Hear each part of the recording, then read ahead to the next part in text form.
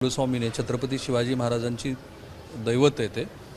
अशा दैवताला की ज्या दैवताचा इतिहास कित्येक शतकांचा आहे, त्या दैवताला लोक श्रद्धेनं अनेक गोष्टी देत असतात. बऱ्याच जणांना असं वाटतं की ही जी श्रद्धा आहे ती ह्यांना कळावी किंवा कळू नये, मला कळावी किंवा कळू नये.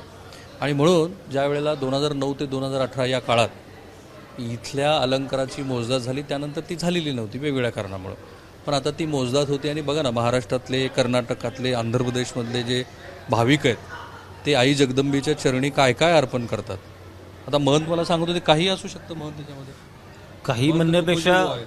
काही म्हणण्यापेक्षा बरेचसे काही गोष्टी आहेत की पूर्वीच्या ज्या काही भाविकांनी ज्या वस्तू वाहिलेल्या होत्या त्या वस्तूमध्ये विविध प्रकारचे खडे, विविध प्रकारचे मोती, विविध प्रकारचे पंचधातूचे रत्नसुद्धा आहेत.